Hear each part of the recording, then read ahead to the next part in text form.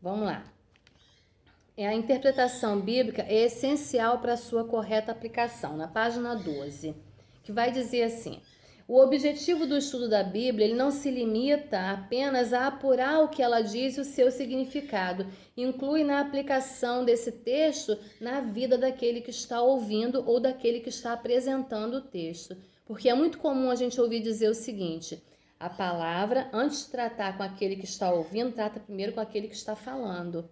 Então, quando você se senta para preparar um texto para apresentar, primeiro aquele texto trata com você. A palavra primeiro trata com você. Para que você possa transmitir isso para as pessoas, para os ouvintes, primeiro a palavra trata com você, tá? Você vai entendendo, vai assimilando e aquilo vai entrando em você e vai mostrando para você não só o significado, mas aquilo que precisa ser mudado. Então, quando você vai falar para as pessoas, quando você vai transmitir aquilo para as pessoas, seja no púlpito, seja no pequeno grupo, seja onde for, quando você vai transmitir aquilo, você sabe exatamente o que você está falando, porque aquilo já entrou em você, tá? Então, o verdadeiro objetivo do estudo bíblico é a assimilação íntima.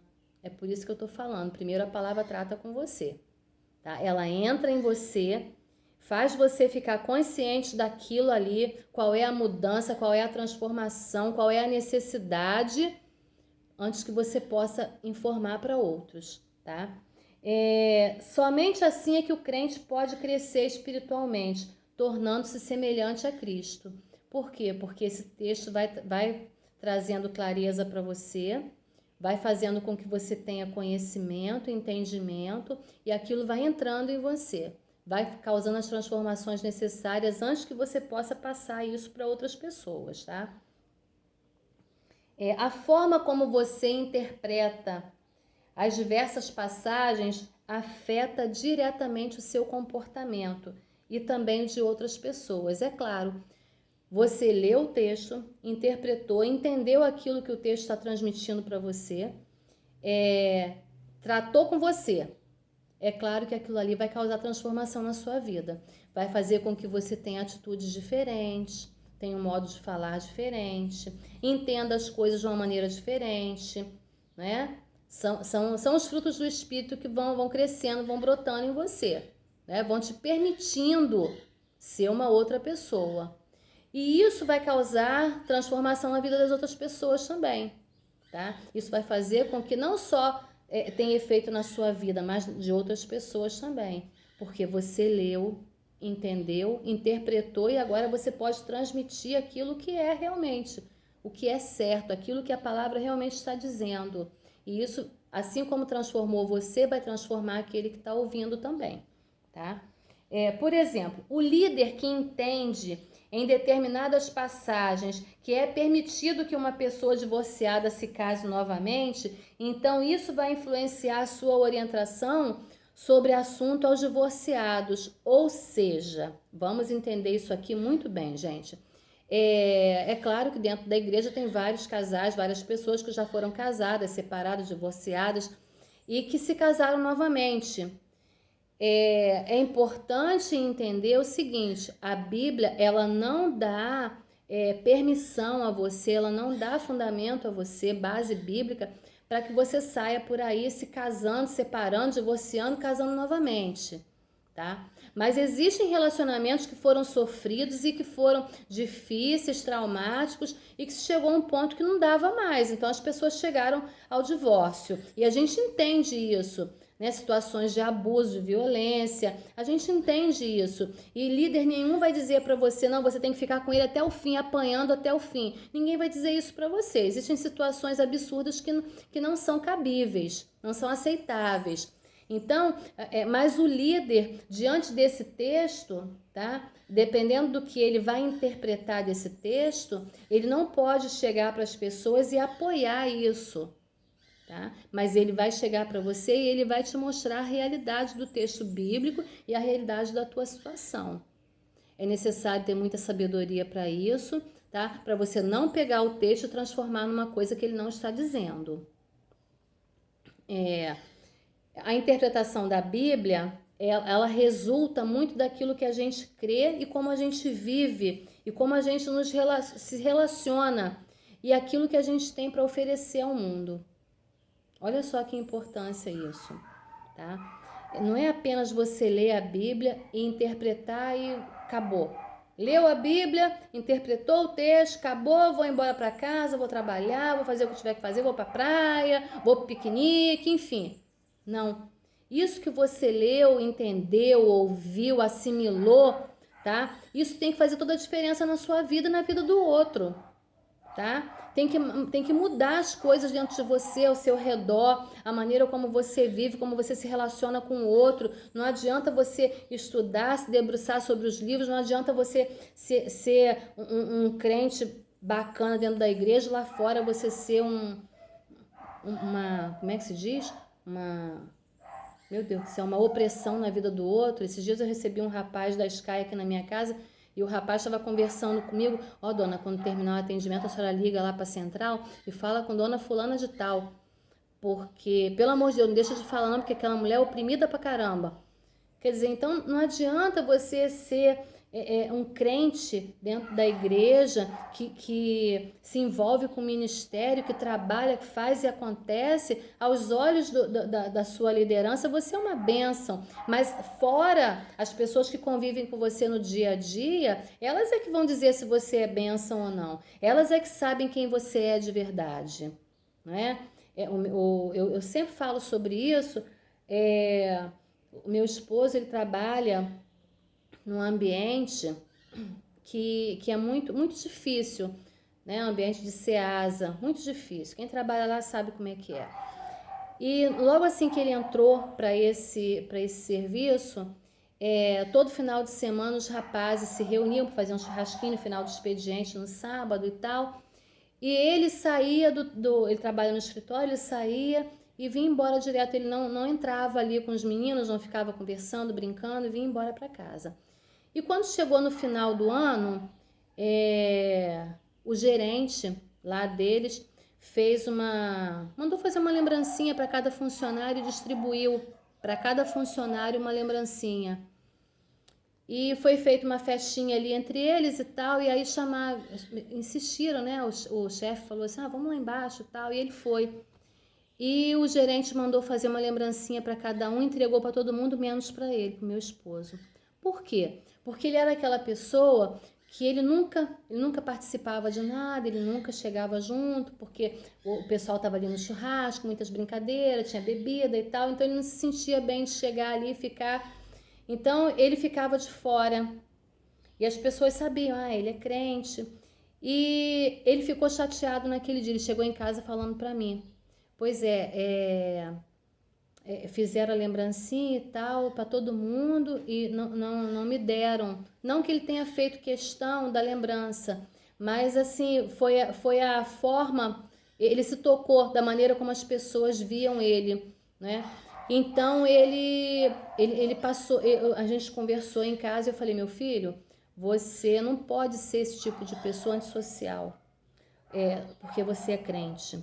Você não vai beber junto com eles. Mas quando você descer, você vê que eles estão ali no churrasquinho, você chega ali, conversa, brinca e tal, faz uma meia horinha ali com eles, depois você vai embora. Porque senão você vai se tornar o antipático da história, tá? E é assim que muitos de nós crentes somos vistos. Eu que não vou ali, eu não vou me misturar, não vou me sentar. E às vezes é por isso que você perde de você falar para as pessoas, de você mostrar quem você é visto de uma maneira errada. Então hoje, quando ele sai do trabalho, ele vê os meninos ali brincando, conversando no churrasquinho, ele chega lá, ele brinca, tal, ri e vem embora, sabe? Então agora as pessoas tratam ele de uma outra maneira. Você não vai se misturar, você não vai sentar, não vai beber, mas você vai chegar ali, você vai brincar com respeito, você vai mostrar que você não está acima de ninguém.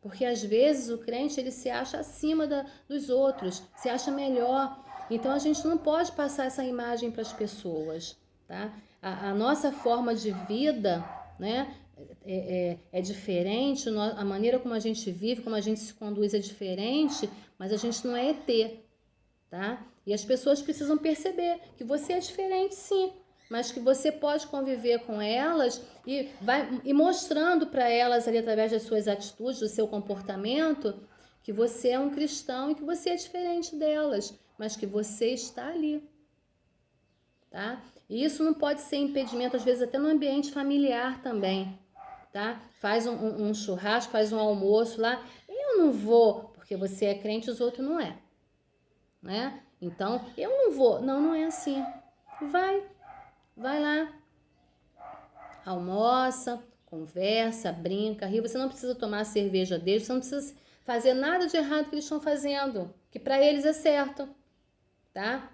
Você lá com a sua maneira de viver, de representar o evangelho, você não vai estar cutucando ninguém, alfinetando ninguém, mas você vai estar ali, você participa, porque depois você acaba sendo excluído das coisas, ninguém te chama para nada, ninguém te inclui em nada, porque você é o antipático da história, tá? Então isso serve muito pra gente, porque a gente tem essa coisa, né, de não se misturar. E é preciso você pode ir e ali naquele ambiente você tá alienado daquilo ali.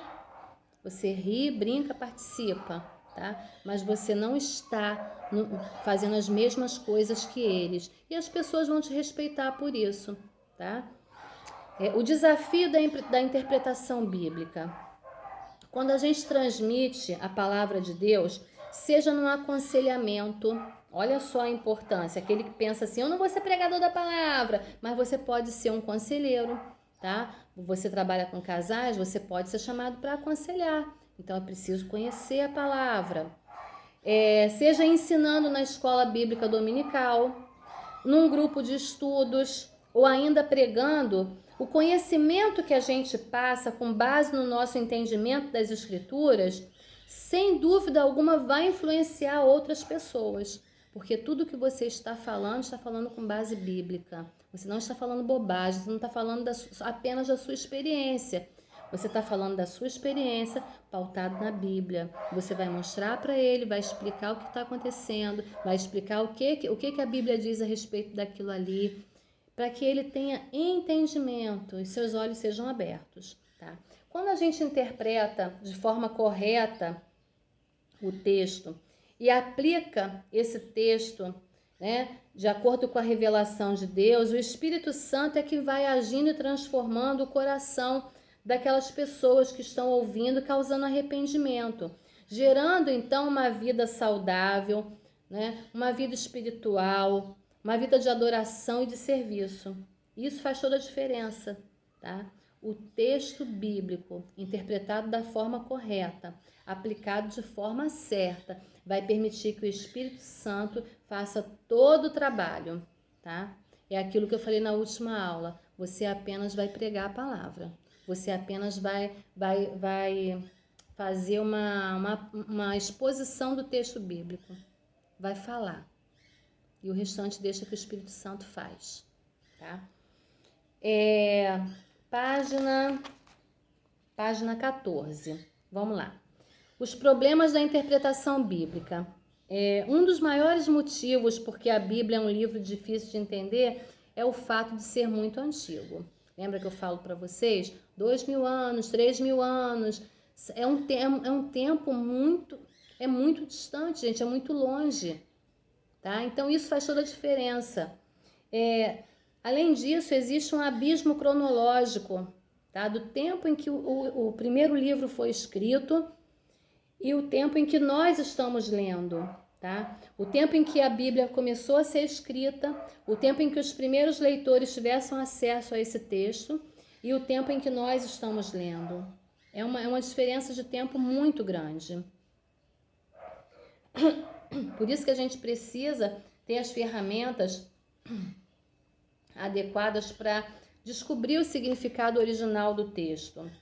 Existe um abismo geográfico imenso também entre os autores desse texto, tá, do texto bíblico, e nós que somos ocidentais estamos lendo esse texto agora. Tá? A maior parte dos leitores da Bíblia vive a milhares de quilômetros de distância dos países onde se deram os fatos bíblicos. Né? Muitos e muitos cristãos atualmente vivem em continentes completamente distantes, absolutamente distantes da Palestina, de Jerusalém, da Jordânia, do Egito, né, da Babilônia. Muita gente da Pérsia, muita gente vive muito longe disso. A outra questão também é o abismo cultural, os costumes que o povo tinha naquela época, naquelas regiões, para o que nós temos hoje. A cultura oriental, ela sempre teve, sempre terá costumes muito diferentes da cultura ocidental, tá? Existem grandes diferenças entre a maneira de agir, de pensar, né? A maneira como as pessoas viviam naquele tempo e ainda vivem hoje é completamente diferente, né? Da maneira como nós vivemos aqui hoje. Então é por isso que a gente precisa conhecer a cultura e os costumes daqueles povos, para que a gente possa fazer a interpretação. Existe o abismo linguístico, o idioma que era falado quando o texto bíblico foi escrito e o que é falado hoje por quem está lendo. A gente viu, né, que a Bíblia foi escrita em grego, em hebraico, e os idiomas em que a Bíblia foi escrita, eles têm singularidades que é completamente estranha à nossa língua. Por exemplo, no hebraico e no aramaico, só haviam consoantes, não tinham vogais. Além disso, tanto o hebraico quanto o aramaico são lidos da direita para a esquerda, completamente diferente do nosso costume, da nossa leitura, tá? As línguas originais, elas continham expressões incomuns com um sentido obscuro, difícil de compreender, tá? No nosso idioma hoje. Eles usavam muito uso de parábolas. Existe um abismo literário também, que é a forma de escrita, tá? Diferenças entre os estilos e as formas de escrita do tempo bíblico e do mundo ocidental moderno que a gente vive, né? Eles usavam muitos provérbios, muitas parábolas, o livro de cânticos em forma poética, né? A gente vai vendo, né, como os textos eles são escritos, cada um tem um estilo. Quando eu pedi para vocês fazerem aquele trabalho, né, quais são os livros poéticos, proféticos, a gente vai entender que o livro profético ele tem uma linguagem completamente diferente do livro poético, né? E isso a gente não vê nos dias de hoje, nos livros que a gente lê, na nossa forma de falar, né? Isso não existe mais nos dias atuais. Existe, além disso, o abismo espiritual, que é o mundo sobrenatural, tá? É importante ressaltar que esse abismo é entre a maneira de Deus agir e a nossa, tá? Você vai ler o texto e se o Espírito não revelar, você vai ficar lendo e não vai entender. Tudo isso são fatores que, quando somados, agravam a dificuldade que a gente tem para entender o texto de uma forma plena, tá? E se a gente não tiver o conhecimento de tudo isso que a gente tem estudado, que é a geografia. Gente, para que a gente precisou aprender tanta coisa? Lembra quando a gente começou a aprender em teologia sistemática? Os atributos de Deus. A gente aprendeu sobre antropologia, sobre o pecado, né? A gente aprendeu tanta coisa nessa caminhada. Quando vocês estão aprendendo agora com Luiz Gustavo sobre geografia, história da Bíblia, história da igreja, as coisas que eram feitas, a política, tá? A forma de vida daquelas pessoas, como elas se agrupavam, sobre o tempo do cativeiro, quais foram os partidos políticos que surgiram, que foram se agrupando, por que eles resistiram durante tanto tempo, quais foram as dificuldades que Jesus encontrou na sua caminhada. Tudo isso é importante a gente ter conhecimento para que a gente possa fazer a interpretação do texto, tá? Quando a gente vai falar a respeito de um texto bíblico para uma pessoa e ela não está muito interessada, ela não está interessada porque de repente você vai falar a mesma coisa que todo mundo já falou. Mas se você tiver conhecimento daquilo que você está falando, se você souber exatamente fazer a interpretação do texto, fazer a exposição dele direitinho, você vai conseguir capturar a atenção da pessoa, tá? você vai falar daquele texto com base. Você vai falar sobre a geografia daquele lugar. É claro que você não vai falar como se estivesse dando uma aula, mas você vai trazer as explicações necessárias para aquele texto, tá? Porque naquele tempo, né, quando o profeta estava falando disso aqui, dessas montanhas, tá? A montanha de Sinai, no Salmo, acho que é Salmo 41,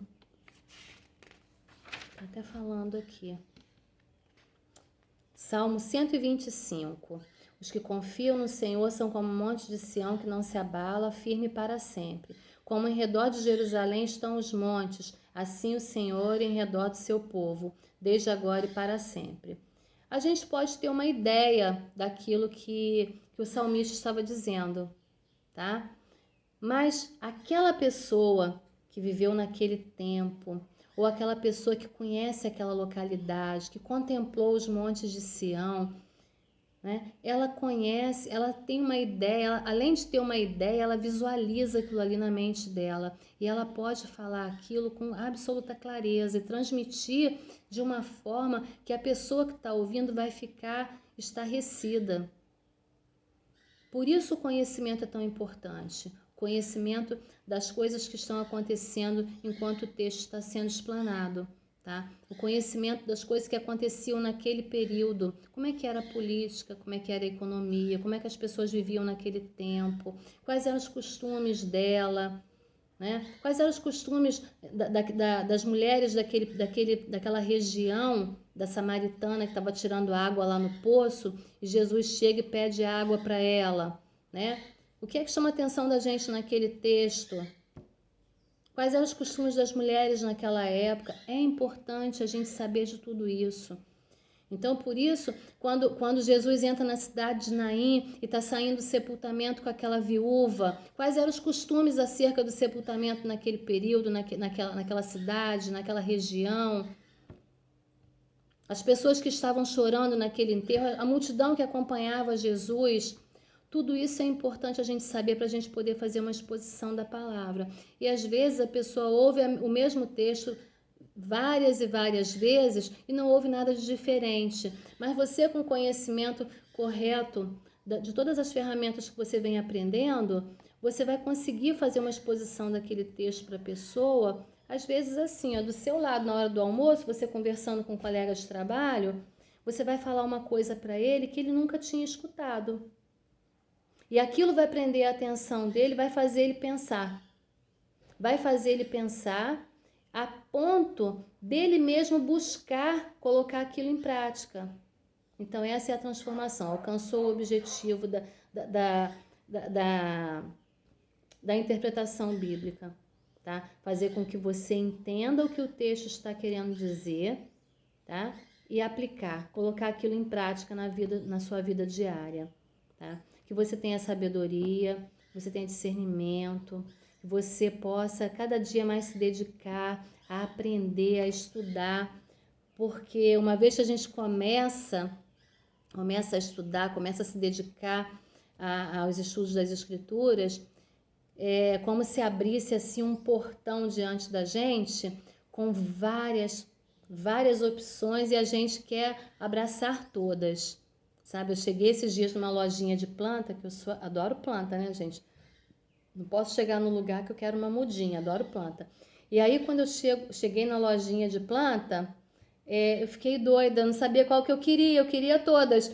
E aí, a menina veio perto de mim, já escolheu, eu falei, eu não sei, eu quero todas. E é assim que acontece, quando você começa a estudar a Bíblia, são tantas opções, são tantas ferramentas, é tanta coisa que se abre diante de você, que você quer aprender tudo, você quer conhecer mais. E um dia eu sugeri para o Klaus assim, eu gostaria de trazer para a turma do Instituto, para a nossa grade, a história de Israel, porque é fascinante, E eu acho que isso ia abrir assim, muito a nossa mente para entender melhor os textos bíblicos, sabe? Eu sou apaixonada por estudar, sou apaixonada por leitura. E eu quero despertar isso em vocês. Eu sei que às vezes o tempo é pequeno, é corrido, Mas assim, a leitura, ela muda tudo na gente, ela muda o nosso mundo, tá? E eu gostaria que vocês se dedicassem, se desafiassem a si mesmos, a pegar o texto bíblico, seja ele qual for, tá? Não espera chegar ao final do semestre para a professora passar os trabalhinhos para vocês ficarem arrancando os cabelos, não. Começa a pegar o texto bíblico hoje. Olha para o texto bíblico. Faz isso que eu sugeri. Esmiuça o texto. Pega um texto pequenininho, simples, e esmiuça o texto. Quem são os personagens? O que está acontecendo naquele lugar? O texto está falando de quê? De vida, de morte, de salvação. Está falando de quê o texto? Né? Naquela região, quais eram os costumes? Por que ele está usando essa parábola? Do que essa parábola está falando? Leia, estude, se desafie a si mesmo. Começa a colocar isso em prática, porque eu creio que você vai ser um líder de valor. Você vai ser uma ferramenta de Deus para alcançar muitas vidas. Você vai ser um instrumento de Deus, tá? Para onde você estiver, não só dentro da igreja, mas onde você estiver. Você ser conhecido como aquele crente de valor, aquela pessoa que se pode confiar, aquela pessoa que tem sempre a palavra certa na hora certa, que maneja bem a palavra da verdade. Amém? Fiquem na paz do Senhor. Tenham um dia assim abençoado, que o Senhor possa trabalhar no coração e na mente de vocês, que os textos bíblicos possam assim se rasgar diante de vocês e vocês possam ter experiências magníficas, magníficas com cada texto.